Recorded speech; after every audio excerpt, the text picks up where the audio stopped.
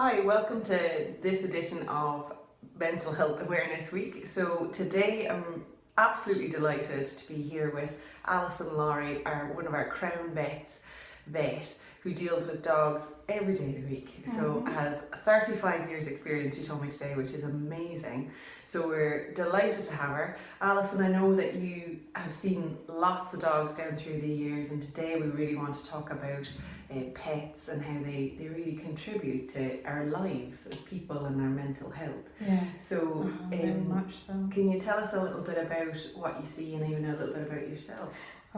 Yes.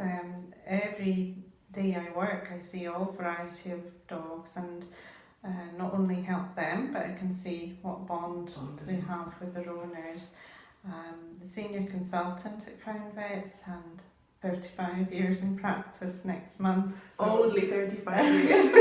Only 35 years. But a lot of experience and still love my job. Brilliant.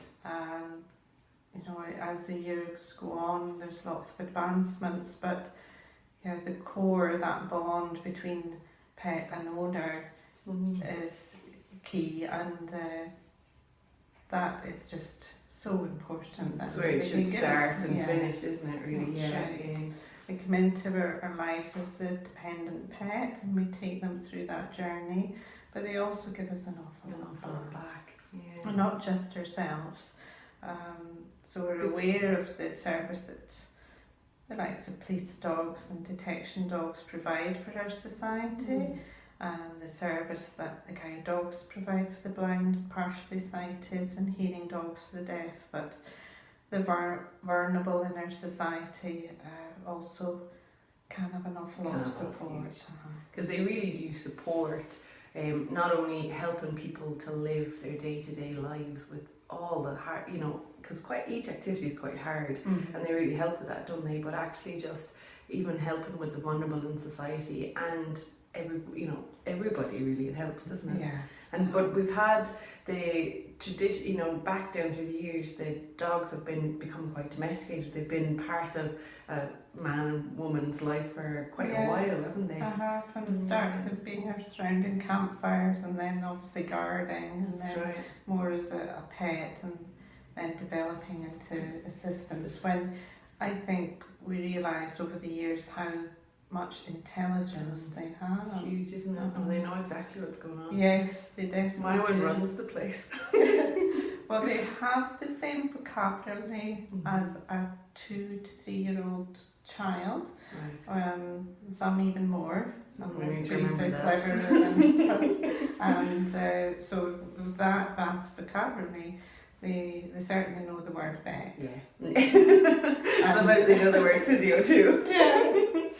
So they're a lot cleverer than I think we give them credit for. They're absolutely. not dumb animals at all. No. Both cats and dogs. No, they're on the ball, I think, aren't they? They definitely are. Brilliant. So, but I suppose it really helps as well, even down through, apart from just helping with day-to-day activities and things like that, it's the well-being, isn't it? It's the bond then between the owner or even family members and these pets. Well, we've developed a really close social bond with dogs over the years through this domestication of the species. And over the years they've learnt to adapt to our own lifestyles, but they've actually become the species of animal, the dogs, that we would choose when it comes to assisting the vulnerable members of our society. So they're guide dogs, the hearing dogs, the assistant dogs, and the police and the detection dogs as well. So over the years, it's really become part of us, haven't they? Important part of our society as dogs that do give fantastic aid as well.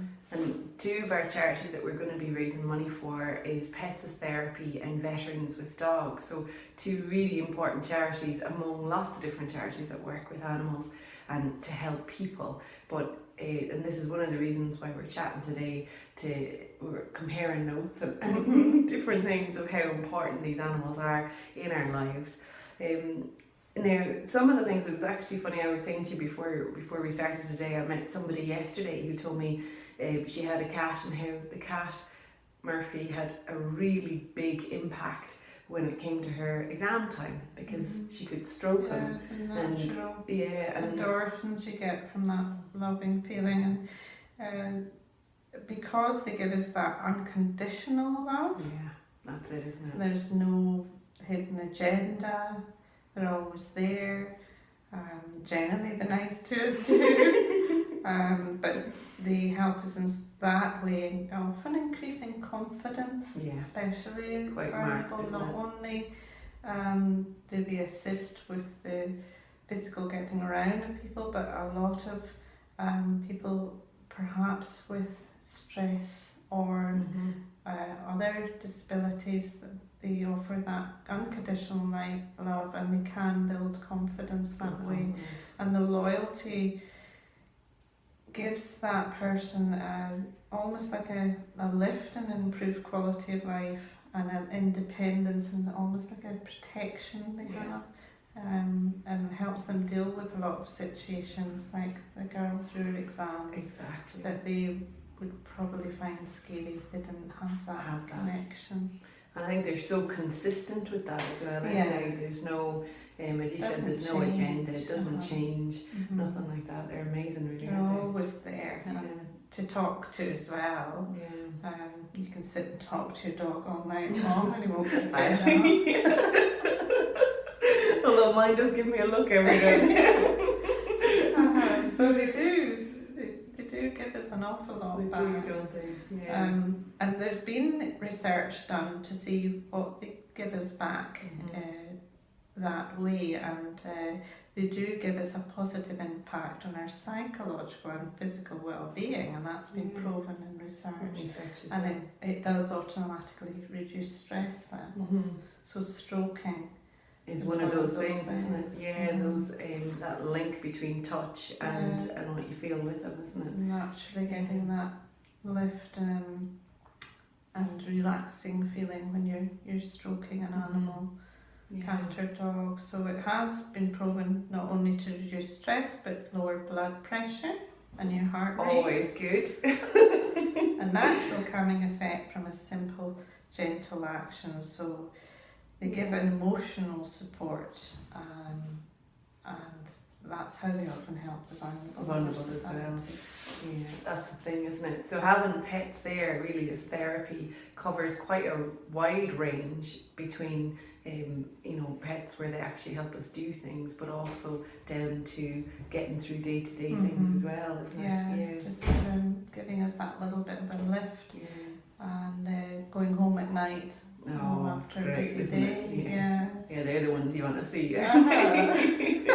Just a cuddle and a stroke. And the assistance dogs also supporting patients in hospitals. In hospitals, that's quite so your pets is regular now, isn't it? They're really bringing them into hospitals, into schools, even universities to try and help with that.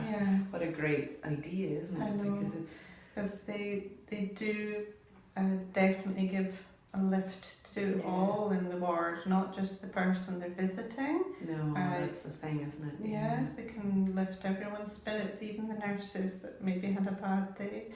As we used to take our dog up to see our elderly parent, Have You, and that really gave Ronnie a lift and everybody else, and also a little dog we used to look after as well. We took her up, and just the cuddling and the stroking, they loved it.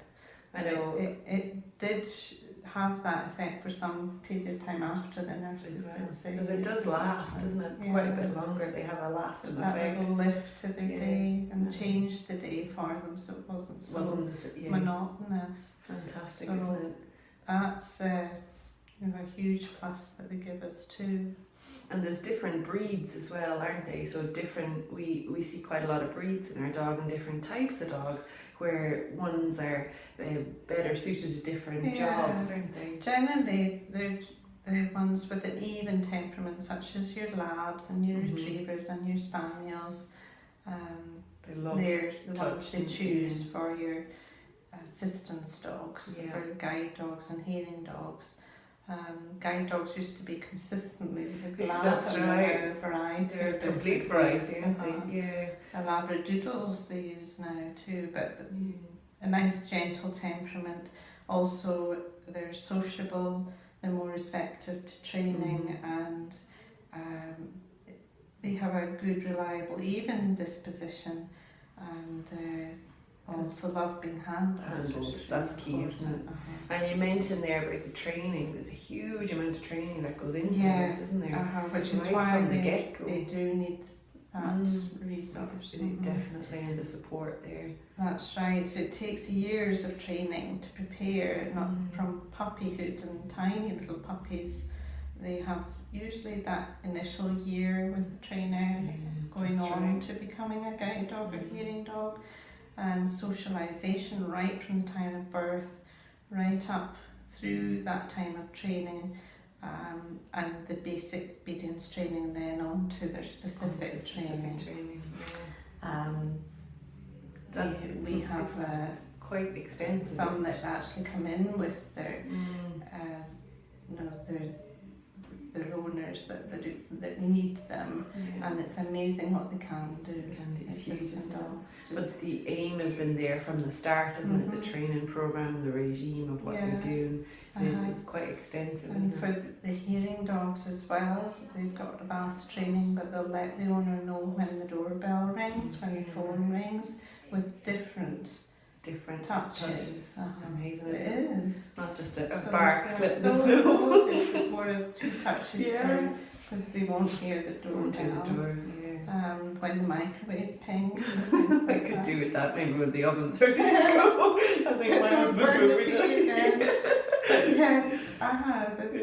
I mean, we laugh, but actually these are all really crucial things, aren't they? And then assistance for people in wheelchairs. There's not only just assistance for the blind and the deaf, there's assistance for those vulnerable in society that need help to get around the streets and so on. So they can assist getting across roads and so on.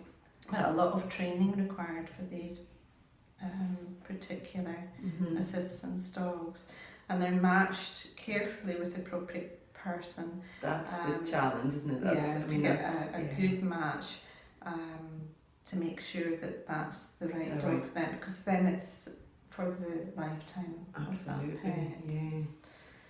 Perfect. And they're not just, they're not just there to help us in society, they help us with well-being or psychological well-being as well, so they're total support to those. They give us so much back, and we've already noticed that they can give us a positive impact on our own psychological physiological well-being. So it's times of our stress and illness, our dogs can be there for us, giving us that unwavering loyalty and unconditional love. There's nothing else like it. No, there really isn't it? And I suppose bringing us to that, it's really about making sure that they're in good health as well, because there's quite a realm to that, both in your field and the physio field. There's quite a lot of things to make sure that they're in good health. I mean, when we even go through some of these things, the amount of things that they give us, so important. They give us so much, and they're so dependent on us. I think that's the key bit, isn't it? So we also need to look after them well, regular good activity, and also good feeding for their well-being, health and mental health. That's right. And regular vet checks, and the physio comes into good health there as well. Because there's quite a lot you can do with your dogs apart from just walking them. There's things that you can do to stimulate their mind, stimulate what they're doing. So whatever part of the journey your dog is on, it's all about making it specific to them, isn't it? Whether they're puppies or... And it's so nice to say they can actually get dog lashes. They do really well, actually. They do absolutely fantastic. And they love it. They do, because it's lovely. Well, we started the dog lattes partly because everyone kept tagging me in these videos of these dogs walking through classes. And you're doing that. But it's quite nice to get, because it's the bond as well between the owner and the dog, which is lovely, where they learn to do exercises together that make both feel good Mm-hmm. and work in coordination as Yeah. well as everything else. So good for both. It is, Owner yeah. and pet. And pet, exactly. Exactly. So no, thank you very much, Alison. That was great. Oh, thank you. No, That was lovely. And yeah. And if any of these things, these topics that we've been Yeah. talking about, if you've got any questions on any of them, do give us a shout. We're on the email that'll be below, but also you can chat to us at Crown Vets as well. I know they'd be delighted to chat to you, any of these kind of things that you might be interested in. And if you're worried or even questions about your pet, that's what we're here for. Yeah, isn't that's it? what we're here for. So thanks We're so happy much. to answer and Great to catch up over a coffee. Yeah, Finally. I know. We both work hard.